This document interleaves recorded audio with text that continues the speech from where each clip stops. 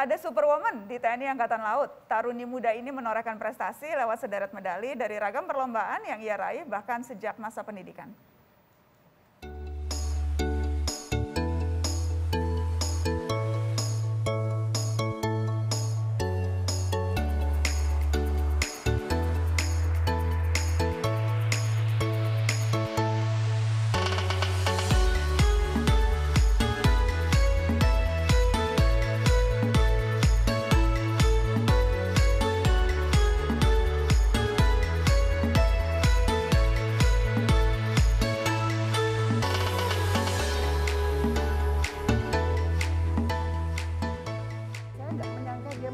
Negara. Dia cuma ingin membantu orang tuanya, berhubung saya single parent.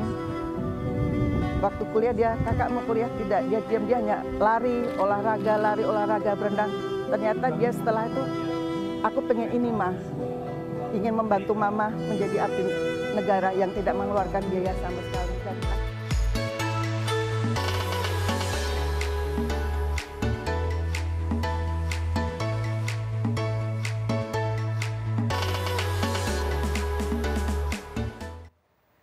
Sudah bergabung dari Komando Armada 2 Surabaya, ada Letda Salma Amalia. Selamat malam Letda Salma.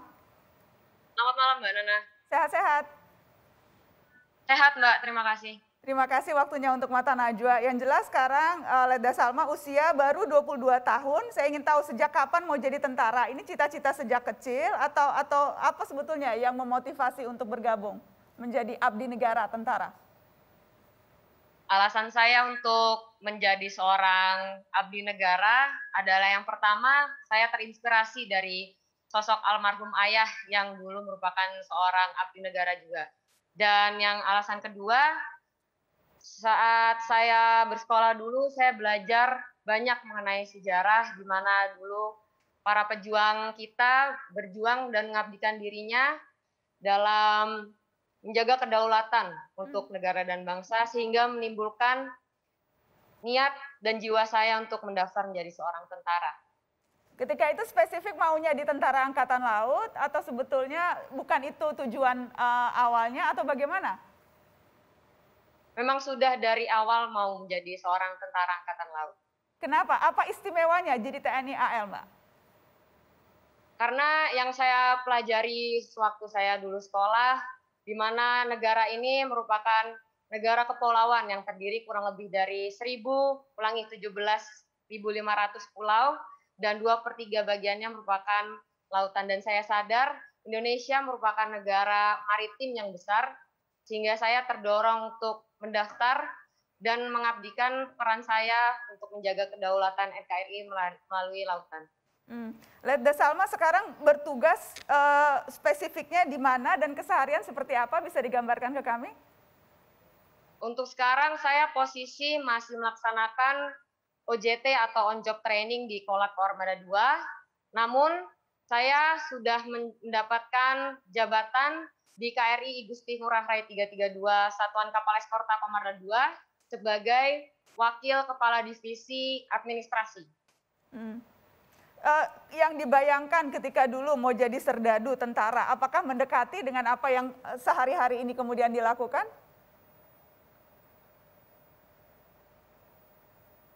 Bisa diulangi Mbak pertanyaannya? Apakah ketika dulu kan tentunya ada bayang-bayang ingin menjadi tentara TNI Angkatan Laut, pahit manisnya yang sekarang dialami itu mendekati dengan bayangan dulu atau jauh sama sekali? Tentu untuk pahit dan manisnya selama saya belajar di Akademi Angkatan Laut sampai dengan saya lulus menjadi seorang perwira TNI Angkatan Laut, banyak sekali yang saya alami. Dan untuk dukanya sangat sedikit saya rasakan, dikarenakan memang niat saya dari awal untuk mendaftar menjadi seorang tentara dan saya laksanakan dengan ikhlas, sehingga rasa duka tersebut tertutupi oleh rasa syukur saya dan kebahagiaan saya menjadi seorang tentara Angkatan Laut. Dan untuk sukanya tentu saya sangat bersyukur bisa mendapatkan kesempatan untuk keliling melihat dunia dan menjalin relasi dengan perwira Angkatan Laut di luar negeri. Saya tadi bertanya juga ke perwira Angkatan Udara, karena malam ini kita bicara soal serdadu era baru, Mbak Salma. Menurut Anda, apa tantangan terbesar untuk Anda dan generasi perwira hari-hari ini sebagai tentara profesional di tengah berbagai perubahan signifikan, baik dalam negeri maupun global politik? Apa susahnya jadi tentara profesional hari-hari ini, Mbak? Untuk masa sekarang yang saya rasakan memang karena seperti kita semua alami dalam masa pandemi ini, banyak sekali kegiatan-kegiatan yang mungkin dan peraturan berubah untuk menyesuaikan dengan kondisi protokol kesehatan yang ada. Dan sebagai perwira muda, saya tetap mendukung kebijakan pemerintah seperti mengikuti satuan tugas serbuan vaksin maupun melaksanakan disiplin diri dan mengajak warga di lingkungan sekitar TNI AL untuk tetap melaksanakan protokol kesehatan. Jadi itu ancaman tantangan nyata yang dialami sehari-hari, pandemi itu mengubah banyak hal termasuk keseharian seorang perwira muda seperti Anda, begitu ya Letda Salma? Iya, begitu. Baik, saya ingin ke Mas Alarov. Apa yang bisa dimaknai dari cerita perwira muda kita tadi di TNI Angkatan Udara, kemudian di Angkatan Laut, yang berkontribusi di era yang berbeda seperti sekarang? What can we expect from them? Apa yang bisa kita harapkan dari mereka? Ya, mereka ingin tentara maju ke arah yang lebih profesional, jadi tentara yang profesional. Dalam konteks itu, upaya peremajaan tadi ke alutsista itu baik-baik saja.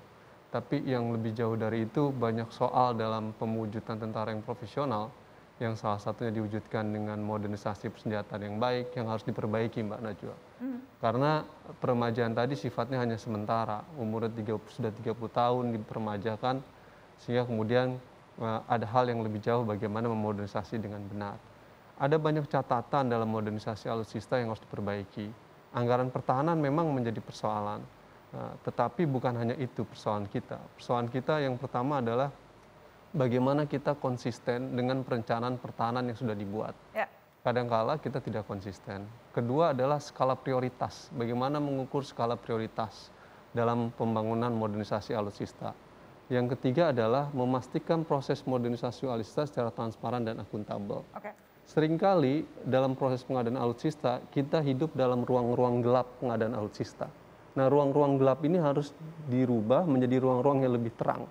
Sehingga proses transparansi dan akuntabilitas menjadi lebih baik. Baik, kita akan bahas lebih jauh soal itu. Saya ingin lempar ke Pak Agus sebelum kita break. Pak Agus, yang jelas kan memang era baru membutuhkan pendekatan yang baru. Menurut Anda, apakah pendidikan tentara era baru sudah mengantisipasi berbagai hal yang mungkin saja nanti akan menjadi ancaman baru kalau kita bicara perang modern? Berkaca dengan apa yang tadi diceritakan oleh Letda Salma dan sebelumnya oleh Letkol Agus. Kurikulum dari pendidikan TNI tentunya harus disesuaikan dengan perkembangan lingkungan strategis. Kita melihat bahwa gejala kecenderungan untuk semakin teknologis, tergantung kepada komputerisasi, itu semakin syarat. Sehingga juga pendidikan juga harus sudah mulai lebih ditambah bebannya dengan materi-materi semacam itu, sehingga para prajurit, para perwira kita juga tidak canggung, karena perang masa depan itu akan merupakan perang digital. Sehingga dari sekarang mungkin kurikulum di pendidikan-pendidikan sudah harus mulai dirancang ke arah itu. Letda Salma, apa harapan Anda, perwira baru, perwira muda, kemarin baru HUT TNI ke-76, apa harapan Anda untuk TNI maupun bukan hanya TNI Angkatan Laut, tapi keseluruhan TNI kita? Harapan saya kepada seluruh perwira muda TNI terutama, saya berharap untuk kedepannya lebih profesional dalam melaksanakan tugasnya, dan semoga kedepannya Angkatan Laut Indonesia dapat menjadi kelas internasional. Amin, amin. Kelas internasional. Dan sekarang pun Superwoman-nya sudah menang berbagai lomba internasional. Senang sekali bisa bergabung di Mata Najwa malam ini. Selamat bertugas, Letda Salma. Salam untuk teman-teman di Surabaya. Terima kasih Mbak Nana, selamat malam. Selamat malam. Tetap di sini, setelah ini saya akan berbincang dengan seorang Brigjen Jenderal Bintang 1 yang membuat heboh tanah air ketika mengirimkan surat terbuka ke Kapolri membela Babinsa dan petani. Seperti apa kisahnya setelah pariwara? Tetap di sini.